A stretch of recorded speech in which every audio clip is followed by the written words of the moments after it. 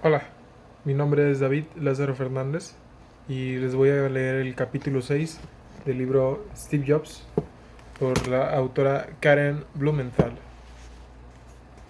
Capítulo 6.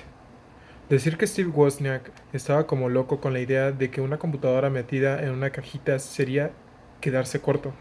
Como mínimo, se sentía increíblemente inspirado por la idea y no se podía aguantar las ganas de intentarlo. En enero de 1975, la revista Popular Electronics tenía como portada la historia del primer microcomputadora auténtico, el Atari, fabricado por una empresa de Albuquerque, en Nuevo México. La verdad es que se trataba de un kit cuyo montaje llevaba horas y que, una vez ensamblado, no funcionaba muy bien. No traía ningún otro accesorio, ni pantalla, ni teclado, ni medio alguno a través del cual comunicarse con él. Para usarlo, el informático aficionado tenía que escribir un programa y aún entonces, en cuanto hacía el Altair, era responder parpadeando las luces del panel frontal de la caja. En muchos aspectos resultaba sorprendentemente similar a la Cream Soda Computer que Wozniak le había mostrado al orgulloso Steve Jobs casi 5 años antes. Ahora bien, en el interior había una diferencia enorme. Durante aquella época en la que Wozniak se había dedicado a las calculadoras Hewlett Packard, a montar su propia línea de chistes por teléfono desde casa y a salir con su primera novia, la potencia y las capacidades de los semiconductores habían explotado. Con un punto de partida situado a finales de los años 50, los ingenieros habían dado con el método de combinar muchos transistores y las conexiones entre ellos en una porción muy pequeña de silicio. Estos nuevos circuitos integrados o microchips eran capaces de contener porciones de memoria o gestionar otras tareas, y hacerse así con el control de secciones enteras de la computadora.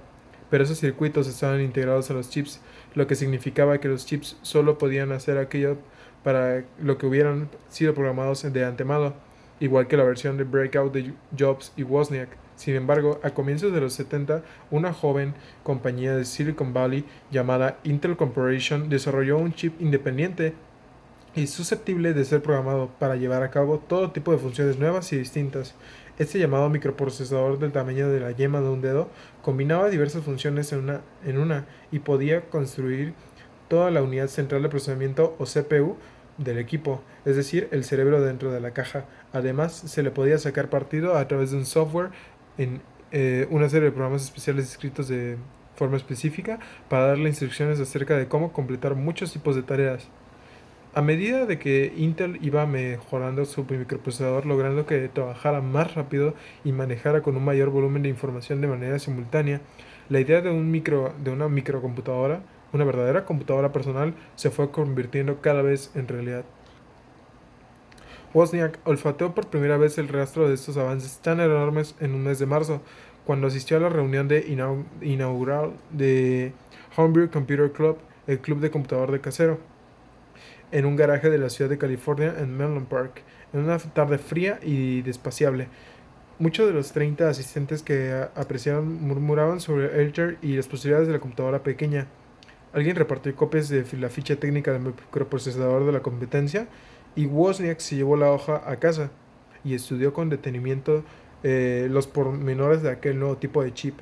De repente tuvo una revelación. Era como si toda la vida hubiera estado encaminada hacia ese instante, diría más tarde. Todo aquel, disculpen, todo aquel tiempo que había pasado dibujando bocetos de microcomputadoras rediseñadas, el Cream Soda Computer, su trabajo con los videojuegos, todo lo que le condujo hacia esa precisa oportunidad, aquella noche, la del primer encuentro, fue cuando esa visión de una especie de computadora personal le vino a la cabeza, de golpe, así por las buenas.